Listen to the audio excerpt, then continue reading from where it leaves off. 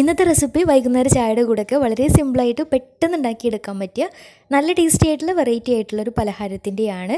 ഉണ്ടാക്കിയെടുക്കാൻ നല്ല എളുപ്പമാണ്, നല്ല ടേസ്റ്റുമാണ് ഇത് കഴിക്കാനായിട്ട്. അപ്പോൾ എങ്ങനെയാണ് ഈ ഒരു പലഹാരം തയ്യാറാക്കുന്നതെന്ന് നോക്കാം. അപ്പോൾ ഈ ഒരു പലഹാരം തയ്യാറാക്കിയെടുക്കാനായിട്ട് ആദ്യം തന്നെ ഒരു നോൺ സ്റ്റിക്കിൻ്റെ പാന് സ്റ്റൗവിൽ വെച്ചിട്ടുണ്ട്. നന്നായിട്ട് ചൂടായിട്ട് വരുമ്പോൾ ഇതിലേക്ക് 2 ടേബിൾ സ്പൂൺ നെയ്യ് ഒഴിച്ചു കൊടുക്കാം. നെയ്യ് നന്നായിട്ട് ചൂടായിട്ട് വന്നാൽ ഇനി ഇതിലേക്ക് കുറച്ച് നട്ട്സ് ഇട്ടിട്ട് ഒന്ന് വറുത്ത് കോരി മാറ്റി വെക്കുന്നുണ്ട്.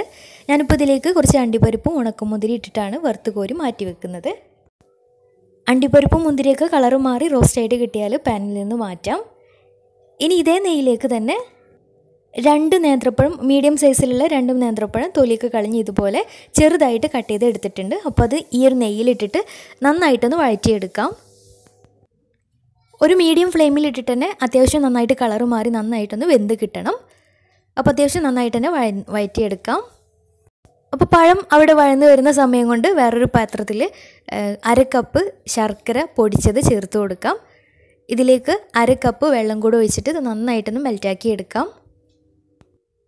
നന്നായിട്ട് തിളച്ച് ശർക്കരയൊക്കെ നന്നായിട്ട് മെൽറ്റായിട്ട് കിട്ടിയാൽ ഇനി കല്ലും മണ്ണൊക്കെ ഉള്ള ശർക്കരയാണെന്നുണ്ടെങ്കിൽ ഒന്ന് അരിച്ചിട്ട് മാറ്റി വെക്കാം. അപ്പോൾ ഈ ഒരു സമയം തന്നെ പഴം നന്നായിട്ട് വഴന്ന് കിട്ടിയിട്ടുണ്ട്. ഇനി ഇതിലേക്ക് 1 കപ്പ് ചൗവരി കുറച്ച് സമയം വെള്ളത്തിലിട്ട് കുതിർത്തിട്ട് കുക്കറിലിട്ട് വേവിച്ചെടുത്തിട്ടുള്ളതാണ്. കുതിർത്ത ചൗവരി ആകുമ്പോൾ പെട്ടെന്ന് തന്നെ വെന്ത് കിട്ടുകയും ചെയ്യും. ഒറ്റ വിസിൽ തന്നെ മതിയാവും. ഇനി കുക്കറിലിടാതെ തിളച്ച വെള്ളത്തിലിട്ടിട്ട് വേവിച്ചെടുത്താലും മതിയാവും. അപ്പോൾ വേവിച്ചെടുത്തിട്ടുള്ള ചൗവരി പഴത്തിൻ്റെ കൂടെ ഇട്ടിട്ട് നന്നായിട്ടൊന്ന് മിക്സാക്കി എടുക്കാം.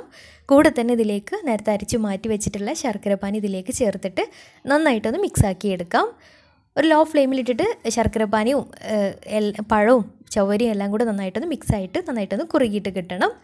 ഈ ഒരു സമയത്ത് ഇതിലേക്ക് നല്ലൊരു ഫ്ലേവറിന് വേണ്ടിയിട്ട് 1/2 ടീസ്പൂൺ ഏലക്ക പൊടിയും അതുപോലെ തന്നെ പാകത്തിനൊരു നുള്ള് ഉപ്പും കൂടെ ചേർത്ത് നന്നായിട്ടൊന്ന് മിക്സാക്കി എടുക്കാം.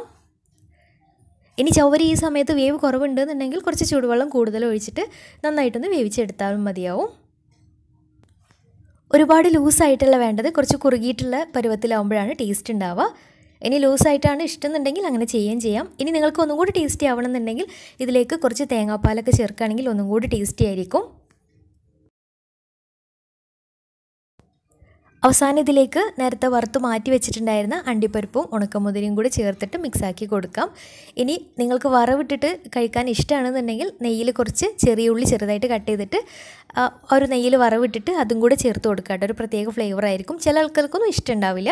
അപ്പോൾ നിങ്ങളുടെ ഇഷ്ടത്തിനനുസരിച്ച് ചെയ്തെടുക്കാം. അപ്പോൾ ഇത്രയേ ഉള്ളൂ, സിമ്പിളായിട്ട് ഉണ്ടാക്കിയെടുക്കാൻ പറ്റിയ ഒരു അടിപൊളി പലഹാരമാണ്. തീർച്ചയായിട്ടും ട്രൈ ചെയ്ത് നോക്കുക.